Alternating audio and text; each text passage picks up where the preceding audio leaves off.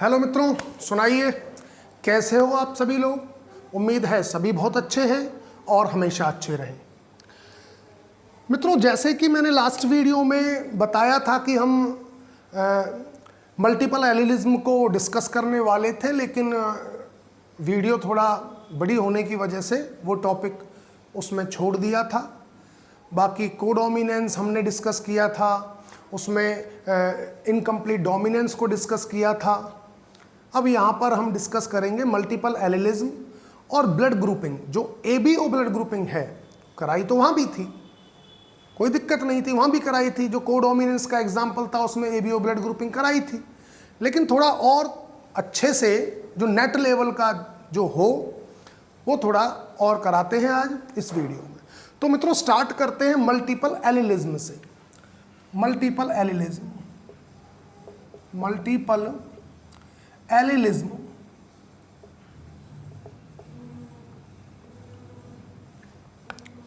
Multiple allelism क्या है? मित्रों बात कुछ ऐसी है कि जो मेंडल साहब थे ना, वो बोलते थे कि एक character is controlled by a pair of factor. मतलब उनके हिसाब से एक जीन के दो अलील होते हैं। मेंडल के हिसाब से, मेंडल साहब के हिसाब से एक जीन के कितने अलील होते हैं? दो अलील। लेकिन मित्रों ऐसा होता नहीं है। पॉपुलेशन के अंदर कुछ ऐसे भी जीन हैं जिनके मोर देन 2 अलील्स हैं। हम देखेंगे मित्रों, हम आएंगे इस बात पर भी कौन कौन से वो हैं। जैसे एक एबीओ ब्लड ग्रुपिंग में मैंने कराया था, उसमें 3 अलील हैं, एक रिसेसिव अलील है और 2 डोमिनेंट अलील हैं, IA IB। ठीक है ना? तो ऐसा नहीं है कि सारे ही जो जीन होंगे वो डाई अलीलिक होंगे, ऐसा नहीं है मित्रों। कुछ जीन ऐसे भी हैं जो मल्टी अलीलिक हैं। हाँ, वो एक अलग बात है। जो पॉपुलेशन है, जो पॉपुलेशन है, ह्यूमन पॉपुलेशन है, वो पॉपुलेशन बनी किससे है? वो बनी है डाई डिप्लॉयड इंडिविजुअल से। जो ह्यूमन पॉपुलेशन है, ह्यूमन पॉपुलेशन खुद बनी हुई है डिप्लॉयड इंडिविजुअल से। इसलिए अगर एक बंदे में मिलेंगे, एक इंडिविजुअल में मिलेंगे, तो 2 अलील मिलेंगे। क्योंकि मित्रों हम डिप्लॉयड होते हैं और हमारे अंदर जो होमोलोगस पेयर में जो क्रोमोसोम होंगे वो 2 होंगे, तो एक एक दोनों पे मिलेगा। ठीक है ना? डिप्लॉयड के अंदर क्या होता है? 2 बेसिक सेट हैं हमारे अंदर, हर क्रोमोसोम के, हर क्रोमोसोम पेयर में है, 23 पेयर्स हैं। ठीक है, बट पॉपुलेशन मित्रों मल्टी अलीलिक है। पॉपुलेशन की अगर बात करें तो पॉपुलेशन में हमें डिफरेंट अलील मिलेंगे। अब मित्रों बात आ जाती है कि जी ये अलील बने कैसे। मित्रों मैंने पहली वीडियो में भी बताया था कि कोई भी अलील अगर बन रहा है तो वो केवल और केवल म्यूटेशन की वजह से बन रहा है। ठीक है ना? कोई अलील अगर बन रहा है पॉपुलेशन में तो म्यूटेशन की वजह से बन रहा है। म्यूटेशन हुई होगी उसमें, या तो उसका फंक्शन चेंज हो गया होगा या उसका फंक्शन रुक गया होगा। म्यूटेशन में मित्रों मैंने 2 बातें की थी कि म्यूटेशन अगर मान लीजिए किसी जीन में ऐसी हो गई जिसकी वजह से जीन का फंक्शन लॉस हो गया, अब वो जो काम करता था वो काम नहीं कर रहा है, तो उस जीन को हमने बोल दिया मित्रों रिसेसिव जीन। और जिसके अंदर म्यूटेशन नहीं हुई, जो नॉर्मली अपना काम कर रहा है, उसको हमने बोल दिया डोमिनेंट जीन। बाकी डोमिनेंट रिसेसिव चीज की कोई ऐसी चीज होती नहीं है मित्रों। जीन जीन होता है, जो काम कर रहा है हमने उसको डोमिनेंट बोला, जो म्यूटेशन की वजह से काम करना बंद कर दिया हमने उसको रिसेसिव बोला। बाकी जीन जीन होता है, ना कुछ डोमिनेंट का मामला है ना रिसेसिव का मामला है। ये तो हम अपनी सहूलियत के लिए बोलते हैं कि डोमिनेंट ये है जो वाइल्ड टाइप है, जो नॉर्मल फंक्शनिंग कर रहा है वो होता है डोमिनेंट, और जो अपने फंक्शन को लॉस्ट कर देता है वो होता है रिसेसिव। ठीक है मित्रों, कुछ म्यूटेशन ऐसी होती हैं जिनकी वजह से जो जीन में म्यूटेशन हो गई, मान लीजिए अब म्यूटेशन से उसने फंक्शन करना बंद नहीं किया, लेकिन वो फंक्शन ना करके कोई दूसरा फंक्शन कर रहा है। समझिए बात को, जीन में हुई म्यूटेशन ऐसी हुई कि फंक्शन तो लॉस्ट नहीं हुआ उसका, बट फंक्शन चेंज हो गया। तो मित्रों अगर फंक्शन चेंज हो जाएगा तो भी पता लग जाएगा पॉपुलेशन में कि कौन सा अलील आया है। ठीक है ना? और मित्रों मान लीजिए कोई म्यूटेशन ऐसी हुई जिसके फंक्शन ना बदला ना लॉस्ट हुआ, तो पॉपुलेशन में उस अलील का तो कभी पता लगेगा ही नहीं। कभी पता लगेगा? कभी पता नहीं लगेगा। अब मेरे जीन के अंदर मुझे पता थोड़ी कितनी म्यूटेशन हो रही है, कितनी हो रही होंगी जीन में, है ना।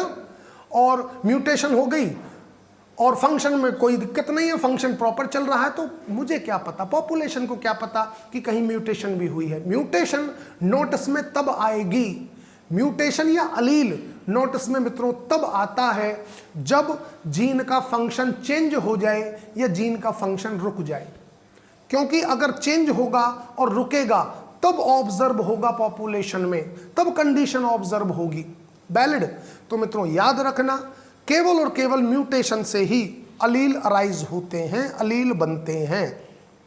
मोस्ट ऑफ केसेस के अंदर हम मानकर चलते हैं एक जीन के 2 अलील, ज्यादातर हम ये मानकर चलते हैं एक जीन के 2 अलील हैं। लेकिन मित्रों हम ऐसे भी जीन देखेंगे जिनके अंदर अलील 2 से ज्यादा है। भाई 2 अलील तो सीधी सी बात है, बेसिक सी बात है, हर जीन का होगा। क्यों? क्योंकि अगर म्यूटेशन हुई होगी तो भैया सीधी सी है कि एक तो डोमिनेंट उसमें है, एक रिसेसिव उसमें है। 2 तो हम मानकर चलेंगे ही बेसिक कि हर जीन के 2 अलील होंगे, किसी किसी के 2 से ज्यादा भी होंगे, ठीक है ना। तो मित्रों जब एक जीन के 2 से ज्यादा अलील हों तो उसको बोलते हैं मल्टी एलिलिक जीन। क्या बोलते हैं? Multi allylic gene. और कंडीशन को बोलते हैं मल्टीपल एलिलिज्म। याद रखना, क्या बोलेंगे? Multiple allelism. तो वो जीन जिसके मोर देन 2 अलील हों, gene is called multiple allylic, valid, and the phenomena is called multiple allelism. Clear है? यहां तक तो मित्रों मुझे लगता है आपके क्लियर हो गया होगा, ठीक है। अब मित्रों मैं आपको एक चीज और बताऊंगा। जैसे मान लीजिए, ये तो मैंने बता भी रखा है पहले भी, अगर म्यूटेशन होती है सेम जीन में तो उसकी लोकेशन थोड़ी चेंज होगी, क्योंकि वो तो होमोलोगस जीन में, क्रोमोसोम में जहां बैठा है वहीं बैठा रहेगा, पोजीशन पर कोई इफेक्ट नहीं होता, है ना। इसका मतलब जितनी भी कॉपी बनेंगी म्यूटेशन से अलील की, उन सारी के सारी कॉपीज की जो लोकेशन होगी वो सेम होगी, चेंज तो नहीं होनी। बात समझ में आई? ठीक है। अब मित्रों कुछ फॉर्मूले हैं कि अगर अलील हमें पता हो तो कितने तरह के जीनोटाइप बनेंगे डिफरेंट डिफरेंट, ये निकालने के लिए मैं आपको एक फॉर्मूला बताता हूं, आप नोट करें। Number of different types of genotype possible. देखो जी, पहला हो गया number of different types of genotype possible. Number of different types of genotype possible, उसके लिए फॉर्मूला है मित्रों n/2 into n+1, इससे निकालेंगे। दूसरा है number of different types of heterozygous genotype possible. Heterozygote या हेट्रोजाइगस जीनोटाइप पॉसिबल। तो मित्रों इसके लिए हो जाएगा n/2 n-1। ये मैं अभी मित्रों आपको अप्लाई करके भी दिखाऊंगा, डोंट वरी। तो ये 2 फॉर्मूला तो ये हो गए। अगर निकालना हो, हमें पता है किसी जीन के मोर देन 2 अलील हैं, और हमें जब ये निकालना हो कि कितने तरह के जीनोटाइप के बंदे हमें मिलेंगे या कितने तरह के जीनोटाइप कॉन्स्टिट्यूशन पॉसिबल है उन अलील से, तो उसके लिए फॉर्मूला लगाइए आप number of different types of genotype possible n/2 into n+1। उससे कितने तरह के हेट्रोजाइगस पॉसिबल हैं, तो उसके लिए है n/2 into n-1। अब मित्रों कितने तरह के होमोजाइगस पॉसिबल है? अगर होमोजाइगस की बात करें हम, तो होमोजाइगस कितने पॉसिबल होंगे ये भी देख लेते हैं।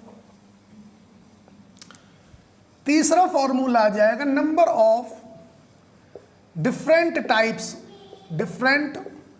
Types of homozygous genotype possible. Homozygous genotype possible तो इसके लिए आ जाएगा मित्रों n, ये बराबर होगा n के, इक्वल टू n से निकालेंगे नंबर ऑफ n, बोले तो नंबर ऑफ अलील्स कितने हैं। ठीक है, कोई बात नहीं। अब मित्रों मान लीजिए आपको चेक करना है, अपने फॉर्मूले को चेक करना है, कर देते हैं। देखिए जी, ए बी ब्लड ग्रुपिंग के अंदर अगर हम देखें तो मित्रों ए बी ब्लड ग्रुपिंग के अंदर क्या है भाई, एक तो बंदे का ब्लड ग्रुप जो पॉसिबल जीनोटाइप होगा, एक तो ये हो सकता है कि दोनों ही अलील हों, रिसेसिव हों ए ब्लड ग्रुप बनाने के लिए, ए ब्लड ग्रुप। एक पॉसिबल जीनोटाइप ये है, एक तो ये हो गया कि दोनों ही अलील कैसे हों, ए वाले हों। दूसरा हो गया आई बी हो, ये बी ब्लड ग्रुप के अंदर मिलेगा। तीसरा पॉसिबल है क्या, हो आई बी पॉसिबल हो, ये ए बी ब्लड ग्रुप के लिए है, इससे बनेगा बंदे का ए बी ब्लड ग्रुप। चौथा मित्रों हो सकता है एक रिसेसिव अलील आई हो, आई ए हो और एक हो रिसेसिव अलील, तो इसका भी ब्लड ग्रुप ए बनेगा, blood group A blood group लिखो ना, ए ब्लड ग्रुप। और मित्रों एक पॉसिबल ये है कि ये हो जाए आई बी और रिसेसिव जीन, इससे बनेगा बी ब्लड ग्रुप। और एक ये पॉसिबल है कि दोनों ही रिसेसिव हो जाएं, तो इससे बनेगा ओ ब्लड ग्रुप। अभी मित्रों मैं बताऊंगा ये बात भी कि क्यों ऐसा हो रहा है। अभी फिलहाल आप ये देखिए कि कितने तरह के ब्लड ग्रुप के लोग पॉसिबल हैं, और अभी तो मैं केवल ये ही बता रहा हूँ, इसमें RH फैक्टर के हिसाब से भी बताऊंगा, उस पर पूरा लेक्चर तैयार करेंगे। अभी फिलहाल फॉर्मूले को देखने के लिए मैं थोड़ा ये बता रहा हूँ ब्लड ग्रुप। ठीक है, तो इतने ब्लड ग्रुप के लोग हैं टोटल ह्यूमन पॉपुलेशन के अंदर, जिनका ब्लड ग्रुप ए हो, इस तरह का जीनोटाइप हो, और कुछ 6 तरह के जीनोटाइप मिलेंगे, और ब्लड ग्रुप इतने तरह के हैं, ए है, बी है, ए बी है और ओ है। ठीक है ना।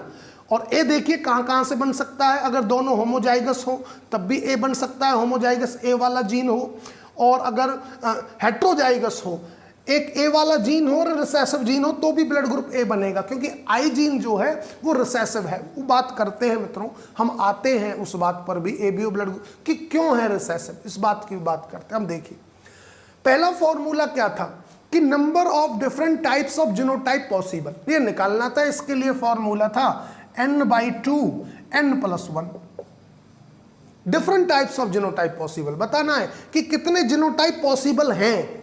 तो भैया हमें कितने रहे हैं यहाँ, 6, तो हमारे फॉर्मूले से भी 6 आना चाहिए। देखो जी n क्या है, n था मित्रों, मैंने बताया था n है द नंबर ऑफ अलील्स, और अलील कितने हैं भाई, 3 ही अलील हैं। एक तो रिसेसिव अलील होगा और एक होगा मित्रों आई ए और आई बी। लो जी आई ए आई बी, ये मित्रों मैंने बराबर इसलिए लिखा क्योंकि आई ए और आई बी ये दोनों ही डोमिनेंस शो करते हैं इंडिपेंडेंटली। ठीक है ना, लास्ट वीडियो में मैंने जिक्र भी किया। ये रिसेसिव है, अगर ये किसी के साथ आता है, किसी इन दोनों में से, तब ये अपने आप को एक्सप्रेस नहीं करेगा, बट ये जरूर करेंगे, चाहे इसके साथ आ जाओ चाहे किसी और के साथ आ जाओ। वैलिड। तो 3 अलील हैं, तो अलील कितने, 3 इंटू 3+1, तो कितना, देखो आ गया ना, 6 टाइप के पॉसिबल हैं, 6 टाइप के ये बने हुए हैं जीनोटाइप। वैलिड। मित्रों अब अगले को चेक करते हैं। दूसरा था कि number of different types of heterozygous possible.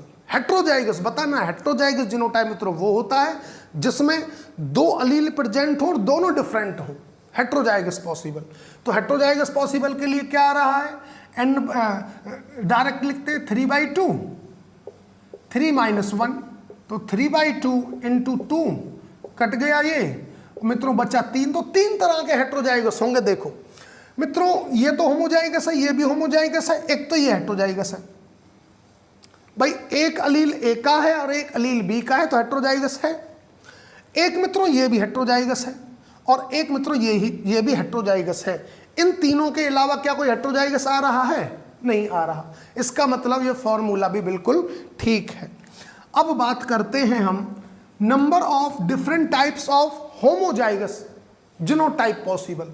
उसके लिए n है, मैंने बताया वो डायरेक्ट n = n, और n कितना है? 3, तो 3 होंगे ऐसे होमोजाइगस जो होंगे।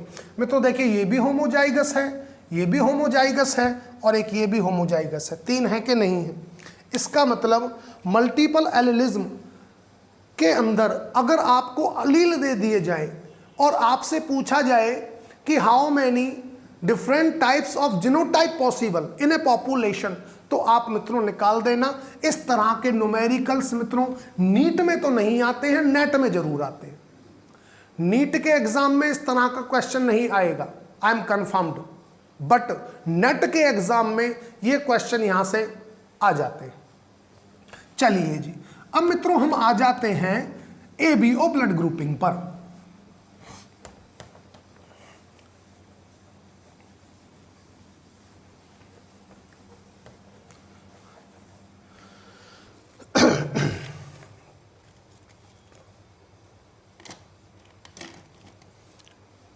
एबीओ ब्लड ग्रुपिंग पर हम मित्रों आ जाते हैं। ओहो,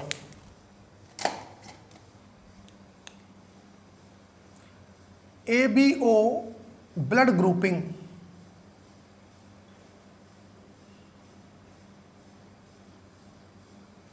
एबीओ ब्लड ग्रुपिंग।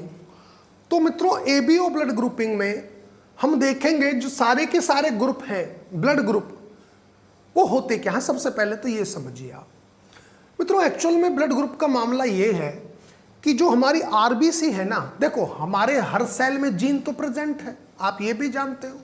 हमारी बॉडी की हर सेल में सारे की सारे जीन प्रेजेंट हैं। कभी ये सोचो कोई ऐसी भी सेल होगी जिसमें जीन्स नहीं है, जीनोम तो हर हमारी सेल में है, हर सेल के अंदर जीनोम है। तो आरबीसी के अंदर जो जीन है ना, जिनकी मैं बात कर रहा हूं, आई रिसेसिव आई हो गया, आई ए हो गया, आई बी हो गया, ठीक है ना, और मिलेंगे लेकिन दो, कोई दो मिलेंगे क्योंकि हम डिप्लॉयड हैं, ठीक है। तो वो करते क्या हैं, वो प्रोटीन या कार्बोहाइड्रेट ऐसा बनवाते हैं जो आरबीसी की सरफेस जो मेम्ब्रेन है, मेम्ब्रेन पर जाकर लग जाता है, और मेम्ब्रेन पर लगने के बाद उस आरबीसी का फिर वो एंटीजन कहलाता है। जैसे जीन था आई, तो आई जीन ने अपना कार्बोहाइड्रेट या प्रोटीन जो बनवाया, कार्बोहाइड्रेट प्रोटीन का जो प्रिकर्सर बनवाया या जो एंटीजन बनवाया, वो मेम्ब्रेन पर जाकर लग जाता है आरबीसी के, और आरबीसी अब शो कौन से एंटीजन को कर रही है, ए को। मान लीजिए उसके पास जीन थे बी वाले, तो उसके जीन से अगर बी है तो वो बी बनाएगा, और जब बी बन जाएगी प्रोटीन, कार्बोहाइड्रेट का मिक्स बन जाएगा, वो जाकर सरफेस पर जाकर सराउंड कोट कर देगा आरबीसी को, आरबीसी को कोट कर देगा। तो मित्रों अब आरबीसी कौन सा एंटीजन दिखा रही है, बी, ठीक है ना। और मित्रों हम ये भी देखेंगे जो हमारे पास एंटीजन होगा वो एंटीबॉडी हमारी बॉडी में नहीं मिलेगी। फिर एंटीजन और एंटीबॉडी का विरोधी काम है, एक दूसरे के विरोधी हैं। हमारी अगर बॉडी में मेरा ब्लड ग्रुप मान लीजिए ए है, तो मेरे अंदर एंटीबॉडी ए नहीं मिलेगी, एंटीबॉडी बी मिलेगी। किसी का ब्लड ग्रुप बी है फॉर एग्जांपल, तो उसके अंदर एंटीबॉडी बी नहीं मिलेगी, कौन सी मिलेगी, एंटीबॉडी ए मिलेगी, क्योंकि उसका एंटीजन बी है भाई, उसका एंटीजन बी है, तो एंटीबॉडी बी थोड़ी मिल सकती है, क्योंकि एंटीजन और एंटीबॉडी एक दूसरे के क्या हैं, विरोधी, ठीक है ना। चलो इस बातों पर आते हैं, अभी आप ये समझिए ब्लड ग्रुप क्या है। मित्रों होता क्या है, galactose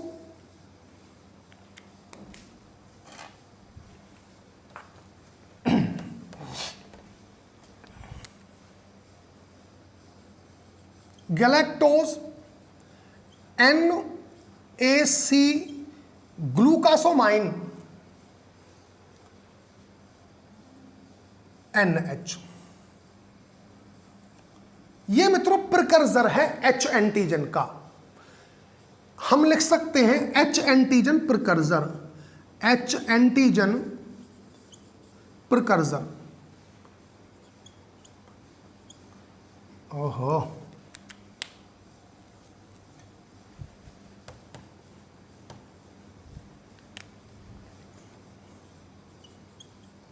precursor, H antigen precursor है, H एंटीजन नहीं है, प्रिकर्सर है। इस प्रिकर्सर में कुछ मॉडिफाइड किया जाएगा, कुछ मॉडिफिकेशन होगी, तब जाकर इस प्रिकर्सर से H एंटीजन बनेगा। तो मित्रों यहां पर एक एंजाइम होता है फ्यूकोसाइल ट्रांसफरेज, एक एंजाइम है फ्यूकोसाइल ट्रांसफरेज। बात को ध्यान से सुनना मित्रों,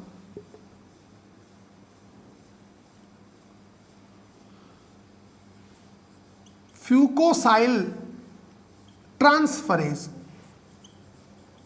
ट्रांसफरेज एंजाइम है, और इस एंजाइम को जो जीन बनाता है उसका नाम है FUT1 जीन। इसको बनाएगा FUT1 जीन, FUT1 जीन। और मित्रों इसको हम H जीन भी बोल देते हैं, FUT1 जीन बोल सकते हो और H जीन बोल सकते हो आप इसको, वैलिड। अब मित्रों करेगा क्या ये, इस पर जो है फ्यूकोज ट्रांसफर करवाएगा ये एंजाइम। जो फुट जीन, जो प्रोटीन है मित्रों, मैंने बताया जो ये जीन है, जीन अपने आप को कैसे एक्सप्रेस करता है, जीन अपने आप को एक्सप्रेस करेगा, ट्रांसक्रिप्शन करवाएगा, mRNA बनवाएगा, फिर ट्रांसलेशन होगी, कोई प्रोटीन बनेगी और वो प्रोटीन अपना कोई फंक्शन करेगी, तो हम बोलेंगे कि जीन एक्सप्रेशन हो रहा है, जीन एक्सप्रेस हो रहा है, और उस सेगमेंट को ही हम जीन मानेंगे जो ऐसा कर रहा है डीएनए का। ये बात तो आपके समझ में आई। तो मित्रों जो FUT1 जीन है और H जीन है, इसने क्या किया, इस प्रिकर्सर पर फ्यूकोज का ट्रांसफर करवाता है। क्या करवाता है, फ्यूकोज का ट्रांसफर करवा रहा है। देखिए कैसे करवाता है, तो फ्यूकोज यहां ले लेते हैं। अरे यार एक तो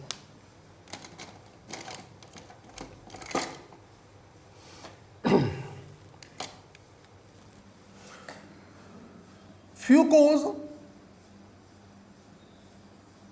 का जब ट्रांसफर होगा, ये ट्रांसफरेज फ्यूकोज को लगाएगा, तो ये ऐसा हो जाएगा मित्रों, गैलेक्टोज NAC ग्लूकोसामाइन, GLU से ग्लूकोसामाइन है, याद रखना, और NH तो है ही। अब मित्रों हम देखेंगे इस एंजाइम ने ट्रांसफर करवा दिया, क्या इसने ट्रांसफर करवाया इस पर फ्यूकोज, तो यहां पर लग गया फ्यूकोज। यार मार्कर में इंक तो डाली थी, क्या दिक्कत है। चलो फ्यूकोज को किसी और कलर से बना लेते हैं, है ना। यहां पे फ्यूकोज लग गई मित्रों, दिखाई दे रहा है फ्यूकोज, ये लगा दिया जी, अटैच कर दिया हमने इससे। अब मित्रों जब फ्यूकोज इस पर अटैच हो गई, तो अब यह बन गया H एंटीजन। क्या बन गया, H एंटीजन, यहां पे लिख दो H एंटीजन। अब यह बन गया मित्रों H एंटीजन, H एंटीजन।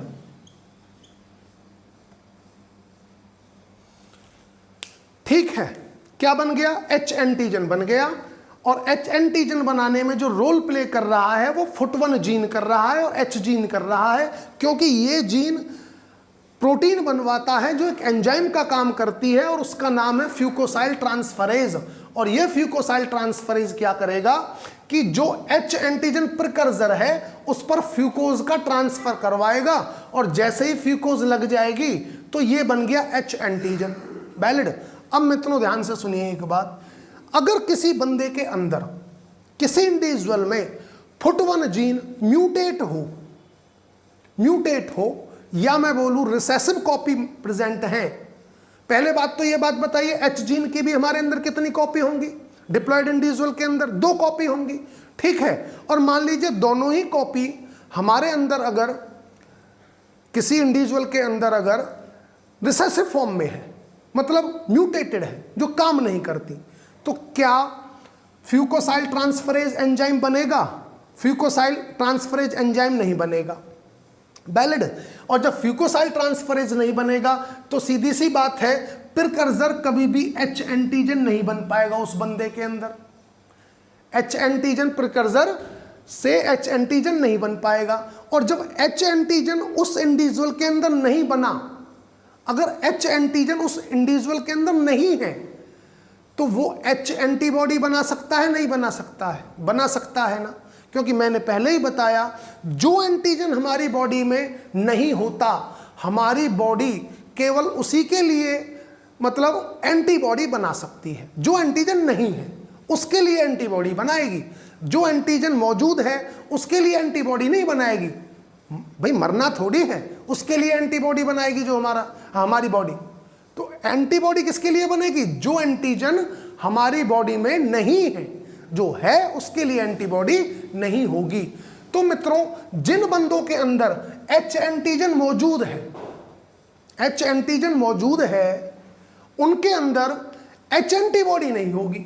लेकिन किसी कारण से फुट जीन उस बंदे का म्यूटेटेड था, दोनों कॉपी रिसेसिव फॉर्म में थी, तो जाहिर सी बात है एच एंटीजन नहीं बन पाएगा। और जब एच एंटीजन नहीं बन पाएगा तो उस बंदे के अंदर एच एंटीबॉडी बनेंगी कि नहीं बनेंगी? बनेंगी ना, एच एंटीबॉडी बनेंगी। अब मित्रों, इसके बाद आ जाता है मामला आगे। आगे देखिए क्या होता है। अब मित्रों, इस पर काम करेगा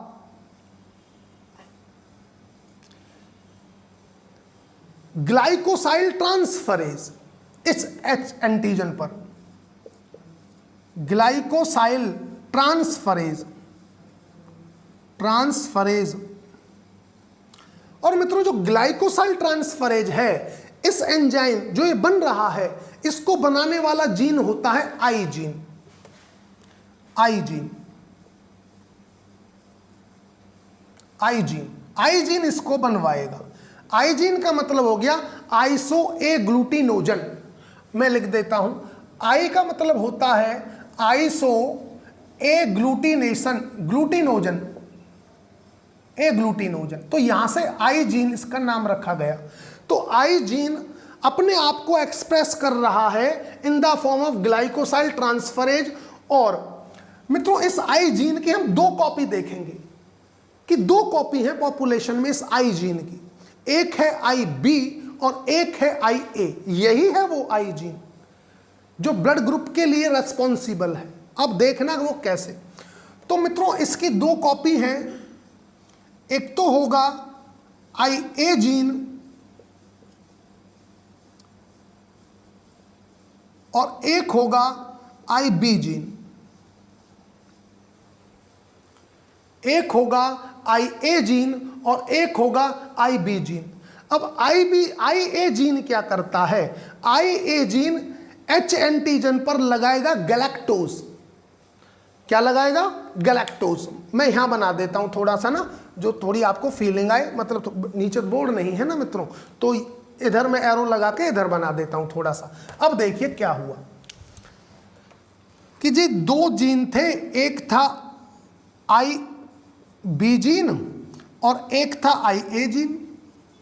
दो जीन थे आई के, आई की दो कॉपी हैं। कॉपी से मतलब समझिए, आई जीन में जब म्यूटेशन हुई तो म्यूटेशन कैसी हुई? दो तरह की म्यूटेशन हुई। एक तो म्यूटेशन हुई जिसने आई जीन का फंक्शन ही लॉस करवा दिया, मतलब रिसेसिव आई, जिसको हमने रिसेसिव आई बोला था। आई जीन का अगर म्यूटेशन ऐसी हो रही है कि फंक्शन ही खो गया, फंक्शन ही लॉस्ट हो गया, तो रिसेसिव आई।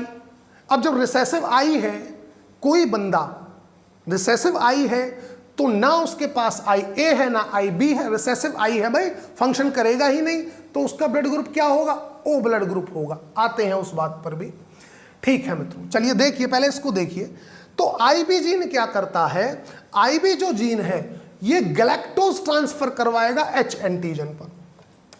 क्या करवाएगा? गैलेक्टोज का एडिशन। यहां लिख देता हूं मैं, ये गैलेक्टोज लगवाएगा, गैलेक्टोज। और गैलेक्टोज लगेगा कैसे? मित्रों थोड़ा सा मैं इसको मिटा लेता हूं, थोड़ा सा, और थोड़ा शॉर्ट में लिख देता हूं फुट 1 जीन, फुट 1 जीन और H antigen, H gene sorry, ठीक है। अब जब गैलेक्टोज लगेगा इस पर, और कौन लगवा रहा है, आईबी जीन। आईबी जीन जब, ओहो ये मित्रों चलो उससे कोई फर्क नहीं पड़ता, आई ए जीन लिख दो, उससे कोई फर्क नहीं पड़ता। आई बी जीन ने गैलेक्टोज ट्रांसफर करवाया तो ये जो प्रिकर्सर है वो ऐसा हो गया,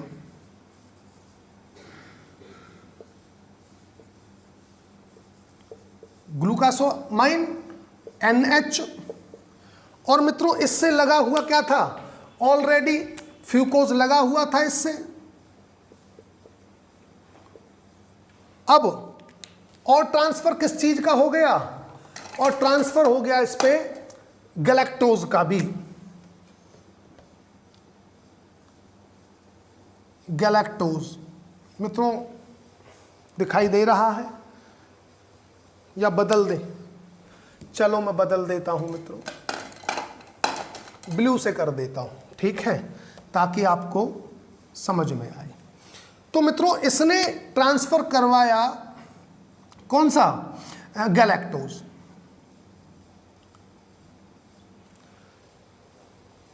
जिस बंदे के अंदर इस तरह काम हो, इस तरह का कार्बोहाइड्रेट बने, रेजिड्यू बने, प्रोटीन रेजिड्यू बने, कार्बोहाइड्रेट रेजिड्यू बने इस तरह का, तो उसका ब्लड ग्रुप होगा ए ब्लड ग्रुप। ये है B, sorry B blood group. क्या है, B blood group, B blood group, ध्यान रखना, क्योंकि आई बी ने बी ब्लड ग्रुप बनवाएगा और बी ब्लड ग्रुप उसका बनेगा जिसके अंदर ये मामला है। हाँ जी, यहां तक क्लियर है। एक बार यहां से देख लेते हैं, एक बार फिर से मैं रिवाइज करा देता हूं, आई ए पर बाद में आता हूं। सबसे पहले प्रिकर्सर एंटीजन होगा, एच एंटीजन प्रिकर्सर होगा। एच एंटीजन प्रिकर्सर है, उस पर एक जीन का प्रोडक्ट, कौन से जीन का प्रोडक्ट, फुट 1 जीन या एच जीन का प्रोडक्ट, जो फ्यूकोसाइल ट्रांसफरेज है, जब वो एक्सप्रेस होगा तो वो फ्यूकोसाइल ट्रांसफरेज एंजाइम बनाएगा, और फ्यूकोसाइल ट्रांसफरेज एंजाइम फ्यूकोज का ट्रांसफर करेगा। फ्यूकोज का ट्रांसफर कर दिया, और मित्रों जैसे ही फ्यूकोज का ट्रांसफर किया तो अब H antigen precursor H antigen बन जाएगा। फ्यूकोज का ट्रांसफर कर दिया, अब एच एंटीजन प्रिकर्सर बन गया एच एंटीजन। अब इस एच एंटीजन पर कुछ मॉडिफिकेशन करेगा, क्या, आई जीन। आई जीन मॉडिफिकेशन करेगा एच एंटीजन पर। तो आई जीन की मित्रों 2 कॉपी होती हैं, 2 फॉर्म है, वैसे तो 3 है, नेचर में क्या है, 3 फॉर्म है। एक तो वो एलील जो कोई काम नहीं कर रहा, जिसका फंक्शन लॉस्ट हो गया है, ठीक है। तो अगर बंदे के अंदर वो है जीनोटाइप होमोजाइगस कंडीशन में, तो ओ ब्लड ग्रुप होगा उसका। लेकिन एक बनी ए और एक बनी बी, तो बी करता है गैलेक्टोज का ट्रांसफर, और ए जो करता है वो नाग शुगर, नाग एन एसिटाइल गैलेक्टोसामाइन का ट्रांसफर करेगा। मैं ले लेता हूं, अगर ट्रांसफर होता है नाग शुगर का, और ये करता है वो जो आई ए जीन है, ये नाग शुगर का ट्रांसफर करता है एच एंटीजन पर। देखिए ये करेगा नाग शुगर, अगर नाग शुगर का हो तो क्या होगा मामला, तब ऐसे दिखाई देगा, गैलेक्टोज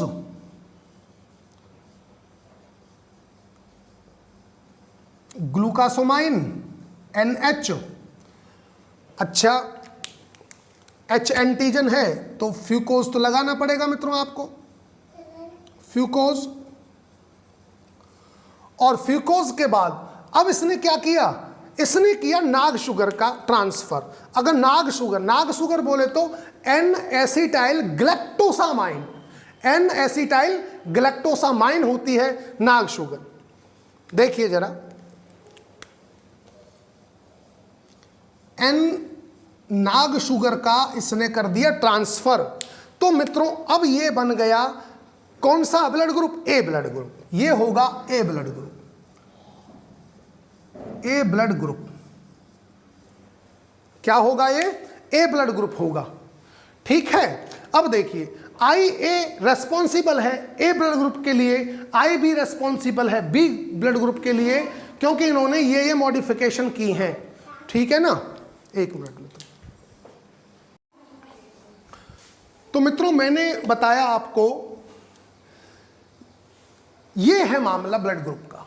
अब सुनिए, अब मान लीजिए किसी बंदे के अंदर दोनों जीन जो ये प्रेजेंट है रिसेसिव फॉर्म में, डिप्लॉयड बंदे के अंदर अगर ये वाली कंडीशन है तो ब्लड ग्रुप क्या होगा? ना तो मित्रों वो ए ब्लड ग्रुप बना पाएगा ना वो बी बना पाएगा, क्योंकि दोनों रिसेसिव फॉर्म में है एलील। और जब रिसेसिव फॉर्म में है मतलब उनका फंक्शन लॉस्ट है, उनका फंक्शन लॉस हो चुका, और जब लॉस हो चुका ना तो वो गैलेक्टोज का ट्रांसफर कर पाएगा एच एंटीजन पर, और ना वो कर पाएगा नाग शुगर का ट्रांसफर एच एंटीजन पर। तो एच एंटीजन तो ऐसे ही रह जाना है। ठीक है, तो उसका ब्लड ग्रुप क्या होगा? उसका ब्लड ग्रुप होगा O blood group, O blood group. ठीक है, इसका मतलब अब ओ ब्लड ग्रुप के अंदर कौन सा एंटीजन होगा, आपसे ये पूछेगा एग्जामिनर। तो क्या ओ ब्लड ग्रुप के अंदर ए एंटीजन होगा? ए एंटीजन तो नहीं होगा, क्योंकि जब ओ ब्लड ग्रुप है तो ओ ब्लड ग्रुप से ही समझ में आ जाना चाहिए कि दोनों जो जीन की कॉपी हैं वो कौन सी हैं, रिसेसिव वाली हैं। ठीक है, और रिसेसिव वाली हैं तो ना गैलेक्टोज का ट्रांसफर होगा एच एंटीजन पर, ना होगा नाग शुगर का, कोई ट्रांसफर नहीं होगा। जब नहीं होगा तो उस पर ए एंटीजन नहीं मिलेगा, ना बी एंटीजन मिलेगा, मतलब ए बी एंटीजन कुछ नहीं होगा उस बंदे में। ओ ब्लड ग्रुप वाले बंदे में एंटीजन कौन सा होगा? केवल एच एंटीजन, केवल एच एंटीजन उसमें मौजूद होगा। तो बताइए क्या वो एच एंटीजन के खिलाफ उसकी बॉडी एंटीबॉडी बनाएगी? एच एंटीबॉडी, एच एंटीबॉडी नहीं बनाएगी, क्योंकि उसके अंदर एच एंटीजन है तो उसकी बॉडी एच एंटीबॉडी नहीं बनाएगी। बट क्या बनाएगी? ना तो उसके अंदर ए एंटीजन है ना उसके अंदर बी एंटीजन है, लेकिन ए एंटीबॉडी भी बनाएगी और बी एंटीबॉडी भी बनाएगी, क्योंकि इन दोनों एंटीजन में से कोई भी एंटीजन नहीं है, और जो है उसके लिए नहीं बनाएगी। कौन सा है? एच एंटीजन है। तो एच एंटीजन है तो एच एंटीबॉडी नहीं मिलेगी। ये वाले एंटीबॉडी ये वाले नहीं है, जो एंटीजन है ए और बी नहीं है, तो ए और बी के लिए एंटीबॉडी उसकी बॉडी में जरूर मिलेगी। यहां तक बात समझ में आई? अब आगे आइए, मान लीजिए किसी बंदे के अंदर मित्रों जीनोटाइप ये है, फॉर एग्जांपल ये है जीनोटाइप कि एक तो आई ए जीन है और एक आई ओ ये रिसेसिव आई लगा लीजिए, ऐसे लिख देते हैं ना, शॉर्ट में ही लिखा जाता है। आई ए है और रिसेसिव आई है, तो इस बंदे के अंदर कौन सा एंटीजन मिलेगा भाई? इस बंदे के अंदर एंटीजन मिलेगा कौन सा? A antigen. क्यों? क्योंकि ब्लड ग्रुप कौन सा होगा इसका? ए ब्लड ग्रुप होगा, ए ब्लड ग्रुप। और ए ब्लड ग्रुप का मतलब क्या कि जो ये अलील है, ये जो ये जीन है, इसने क्या करवाया होगा? एच प्रिकर्सर, जो एच एंटीजन था, प्रिकर्सर नहीं, जो एच एंटीजन था उस पर नाग शुगर का ट्रांसफर करवाया था, और ब्लड ग्रुप होगा इसका ए ब्लड ग्रुप। तो इसके अंदर अगर ए ब्लड ग्रुप है तो एंटीजन तो ए है भाई, ब्लड ग्रुप ए, तो बॉडी का एंटीजन कौन सा हुआ? ए। तो ये एंटीबॉडी क्या ए बनाएगा? एंटीबॉडी ए नहीं बनाएगा। ये कौन सी एंटीबॉडी बनाएगा? ये बनाएगा एंटीबॉडी बी। कौन सा एंटीबॉडी बनाएगा? Antibody B. अच्छा एक बात बताइए, क्या ये एच एंटीबॉडी बनाएगा? एच एंटीबॉडी,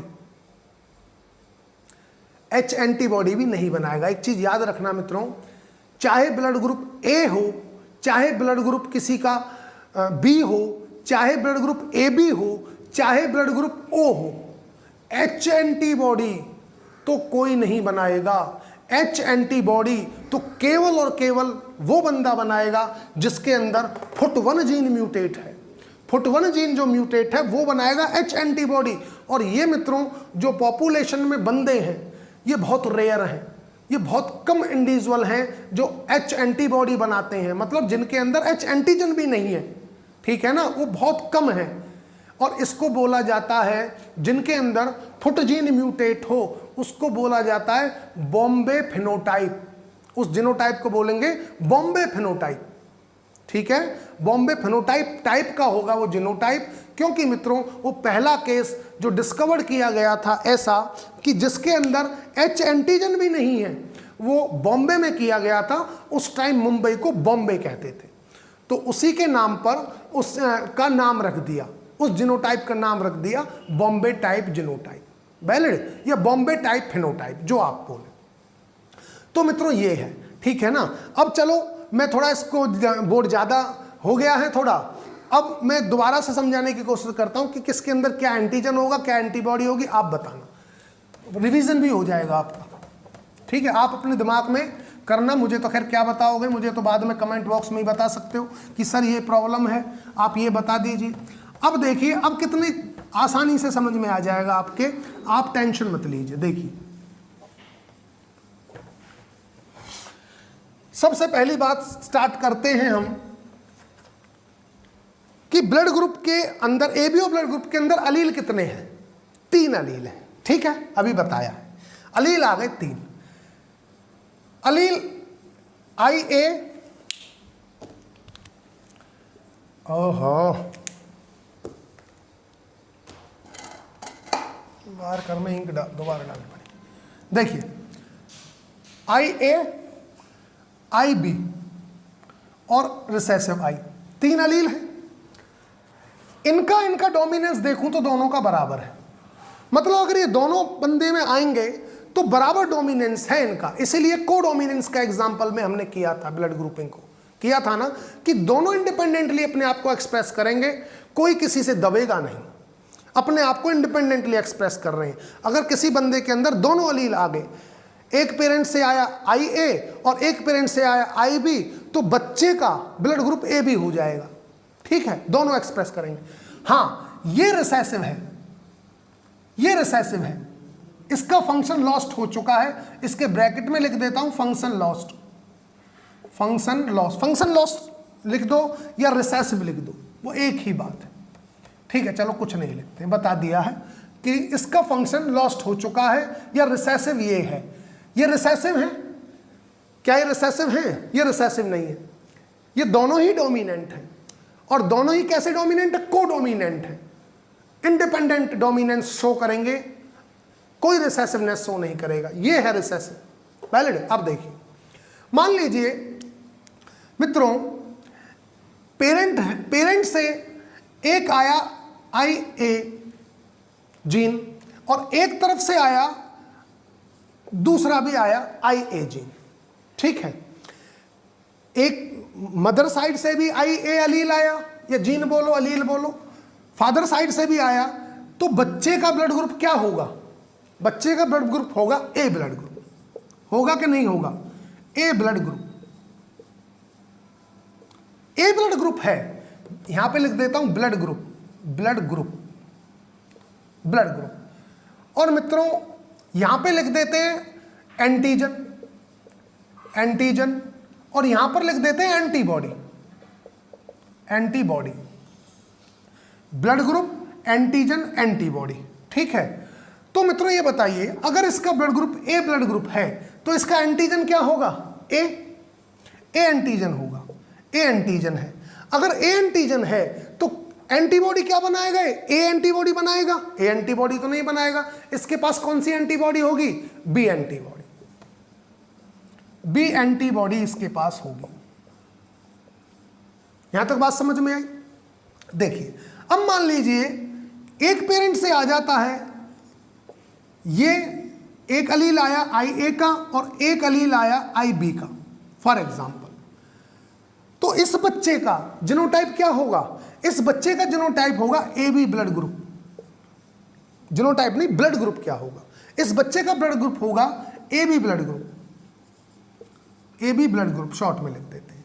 AB अगर इसका ब्लड ग्रुप है तो इसके पास एंटीजन क्या है?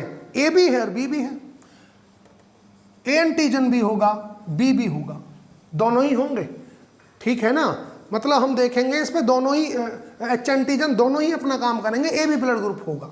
ठीक है, ए बी ब्लड ग्रुप हो गया। तो ये बताइए अब इसके अंदर, इसकी बॉडी के अंदर एंटीबॉडी क्या मिलेगी? ए एंटीबॉडी मिलेगी, बी एंटीबॉडी मिलेगी।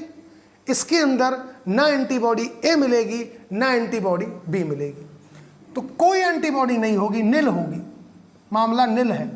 कोई एंटीबॉडी इसके अंदर नहीं होगी ए बी ब्लड ग्रुप वाले के अंदर। ठीक है, अब मान लीजिए एक कंडीशन बनती है, पहली, दूसरी, तीसरी कंडीशन बन रही है कि आई ए आया और रिसेसिव आई आ गया। रिसेसिव आई, ब्लड ग्रुप कौन सा होगा बच्चे का? ए ब्लड ग्रुप। एंटीजन कौन सा होगा? ए एंटीजन होगा। तो एंटीबॉडी कौन सी होगी? B, B antibody. मानते हो? बी एंटीबॉडी होगी क्योंकि अपना एंटीजन है। चौथी कंडीशन, चौथी कंडीशन देखेंगे मित्रों हम। अब देखिए चौथी कंडीशन में क्या है कि एक एलील आया बी का, शॉर्ट में लिखो मित्रों, इनको शॉर्ट में लिखते हैं, आई ए बी और यहां ए, इस पे आया एक बी और मित्रों एक आया इस पर, मान लीजिए ये वाला रिसेसिव आई। तो रिसेसिव आई अगर आया तो इसका ब्लड ग्रुप क्या होगा? B blood group, B blood group होगा। अगर बी ब्लड ग्रुप है इस बच्चे का या इस इंडिविजुअल का, तो इसका एंटीजन क्या है? बी। अगर बी एंटीजन है तो एंटीबॉडी क्या होगी? ए एंटीबॉडी इसकी बॉडी में मिलेगी, एंटीबॉडी। अगली कंडीशन, दोनों ही एलील अगर बी के आ जाएं तो भी कौन सा ब्लड ग्रुप होगा? B blood group. एंटीजन कौन सा होगा? बी। इसका अपना एंटीजन कौन सा है? बी। अगर बी है तो एंटीबॉडी कौन सी मिलेगी इसमें? ए एंटीबॉडी, ए एंटीबॉडी। और छठी कंडीशन ले लेते हैं, मान लीजिए इनमें से कोई सा ना आए और ये आए रिसेसिव आ जाए, इंडिविजुअल के अंदर रिसेसिव वाले एलील आए, पेरेंट साइड से भी और मतलब फादर साइड से भी, मदर साइड से भी, तो बच्चे का जीनोटाइप होगा O blood group, O blood group. और ओ ब्लड ग्रुप अगर है तो इस पर एंटीजन कौन सा है? एंटीजन निल, कोई एंटीजन नहीं है, निल। ठीक है, इस पर कोई एंटीजन नहीं है, निल है। और अगर निल है तो मित्रों एंटीबॉडी कौन सी मिलेंगी इसकी? Antibody A and B antibody दोनों ही मिलेंगी, एंटीबॉडी। इसका भी निल, निल लिख दिया, एंटीबॉडी। तो देखिए ये है ब्लड ग्रुप। अब आप इससे ये भी हिसाब लगा सकते हो कि अगर मदर ऐसी है, फादर ऐसा है, तो बच्चे का ब्लड ग्रुप क्या होगा, क्या क्या पॉसिबिलिटी है। ठीक है, वो न्यूमेरिकल्स मित्रों हम कराएंगे बाद में। तो ये था ब्लड ग्रुपिंग के बारे में जो आपको बताया है। अच्छा, अब एक बात बताइए, मैं आपसे पूछता हूं, पहले बोर्ड मिटा देता हूं।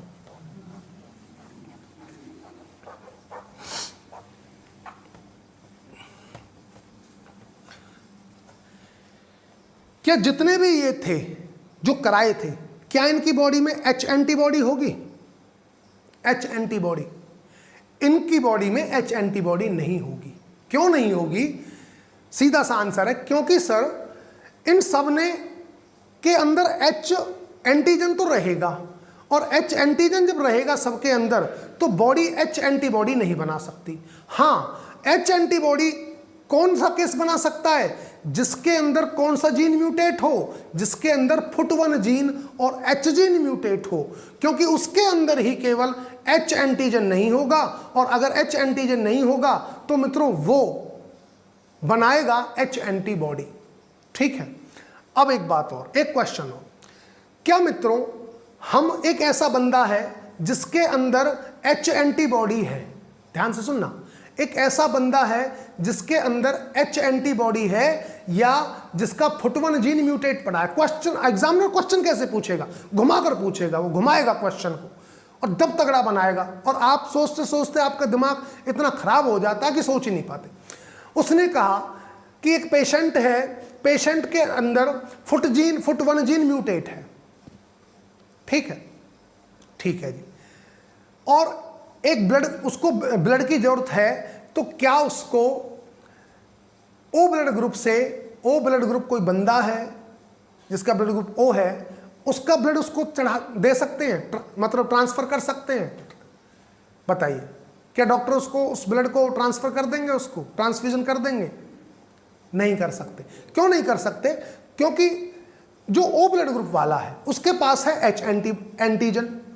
अब एच एंटीजन है तो उसके बॉडी में एच एंटीबॉडी तो होंगी नहीं, लेकिन उसके पास नहीं है ना जिसमें डालना है ब्लड, उसके पास एच एंटीबॉडी है।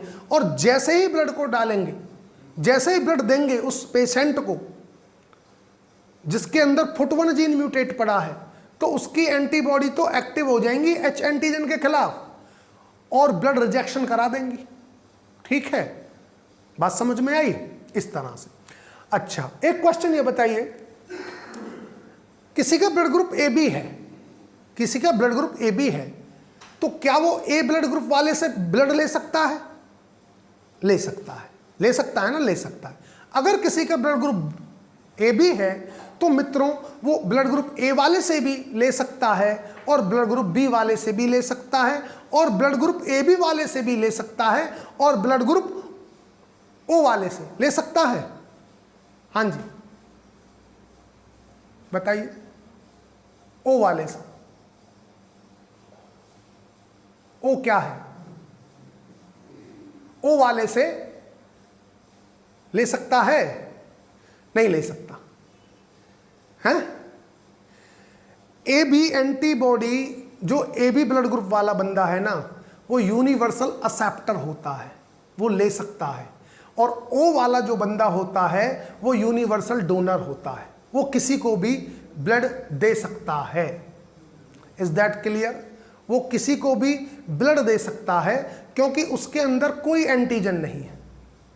ठीक है, उसके अंदर कोई एंटीजन नहीं है, तो ओ ब्लड ग्रुप किसी को भी दे सकता है और ए बी वाला किसी से भी ले सकता है। ए से ले सकता है, बी से ले सकता है, ए बी से ले सकता है। क्लियर है?